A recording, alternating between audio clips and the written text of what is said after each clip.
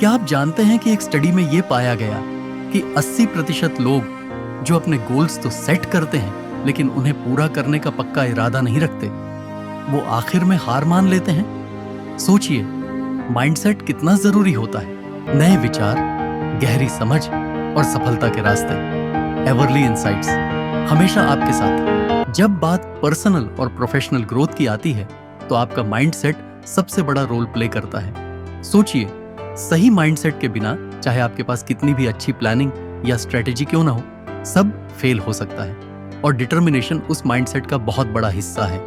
यही वो चीज है जो आपको मुश्किलों के वक्त भी अपने गोल्स पर फोकस बनाए रखने में मदद करती है।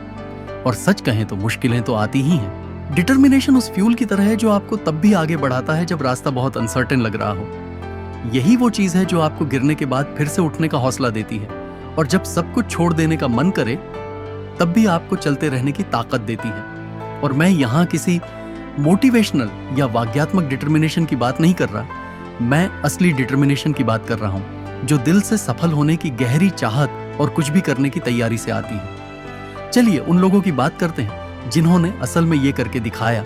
ऐसे लोग जिन्होंने जबरदस्त चुनौतियों का सामना किया लेकिन कभी हार नहीं मानी। जैसे कि थॉमस एडिसन को ले लीजिए। आपको शायद पता हो कि उन्होंने बल्ब बनाने से पहले 1000 से भी ज्यादा बार फेलियर झेला था। सोचिए, अगर वो पहली कुछ कोशिशों के बाद ही हार मान लेते तो शायद आज भी हम अंधेरे में होते। या फिर जेके रोलिंग को देखिए, जो एक सिंगल मदर थी और वेलफेयर पर थी जब उन्होंने पहला हैरी पॉटर का नॉवेल लिखना शुरू किया। उन्हें बार बार रिजेक्शन झेलना पड़ा लेकिन उन्होंने हार नहीं मानी। उन्होंने लगातार कोशिश की और देखिए, आज उनकी किताबों ने दुनिया भर में करोड़ों लोगों को इंस्पायर किया है। एक और उदाहरण है स्टीफन हॉकिंग का। उन्हें 21 साल की उम्र में मोटर न्यूरॉन डिजीज हो गई थी और डॉक्टर्स ने कहा था कि वो कुछ ही साल जी पाएंगे। लेकिन हॉकिंग ने हार नहीं मानी। व्हील चेयर पर होने और स्पीच जनरेटिंग डिवाइस के सहारे होने के बावजूद वो काम करते रहे, लिखते रहे और लेक्चर भी देते रहे। इन कहानियों की सबसे कमाल की बात यह है कि ये सिर्फ अपवाद नहीं है, ये इस बात की मिसाल है कि जब आप अपने अंदर के डिटर्मिनेशन को जगाते हैं और हार मानने से इनकार कर देते हैं तो क्या कुछ मुमकिन हो सकता है। और मुझे लगता है कि हम सबको इससे कुछ न कुछ सीखना चाहिए। इन लोगों ने सिर्फ चैलेंजेस का सामना नहीं किया, उन्होंने उन लम्हों का भी सामना किया जब हार मान लेना सबसे आसान ऑप्शन लग रहा था, लेकिन उन्होंने आगे बढ़ने का फैसला लिया और वहीं से उनकी कहानी बदल गई। ये स्टोरीज हमें बताती हैं कि डिटर्मिनेशन कोई लग्जरी नहीं है, ये जरूरी है अगर आप अपने गोल्स को पाना चाहते हैं। एडिसन के लिए वो टर्निंग पॉइंट था, उनकी 1000वीं कोशिश। रोलिंग के लिए उनका पहला नॉवेल पब्लिश होना और हॉकिंग के लिए बीमारी के बावजूद काम करते रहना। ये ब्रेक थ्रू मोमेंट्स ही उनकी कहानियों को इतना इंस्पायरिंग बनाते हैं। इन ब्रेक थ्रूज के बाद भी इन तीनों ने नई सीमाओं को पार करना जारी रखा।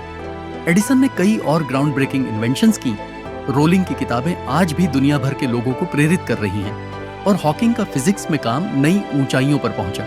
इन ब्रेक थ्रूज के बाद की जर्नी ये दिखाती है कि डिटर्मिनेशन कोई एक बार की चीज नहीं है, ये एक कंटिन्यूअस प्रोसेस है। ये वही ताकत है जो आपको अपने गोल्स अचीव करने के बाद भी आगे बढ़ने पर मजबूर करती है। और मेरे हिसाब से यही सबसे बड़ा सीक्रेट है सक्सेस का। तो इन स्टोरीज से हम क्या सीख सकते हैं? मैं तो कहूंगा कि सबसे बड़ी सीख यही है कि अपने गोल्स को पाने के लिए स्ट्रॉन्ग डिटर्मिनेशन होना बहुत जरूरी है। यही वो चीज है जो डूअर्स और नॉन डूअर्स के बीच का फर्क बनाती है। मैसेज सिंपल है, अगर आपको सक्सेस चाहिए तो आपको अपने ड्रीम्स को पूरा करने का पक्का इरादा बनाना होगा।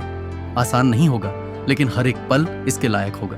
अगर आप भी डिटर्मिनेशन से जुड़ी अपनी कोई स्टोरी शेयर करना चाहते हैं तो नीचे कमेंट्स में जरूर लिखिए।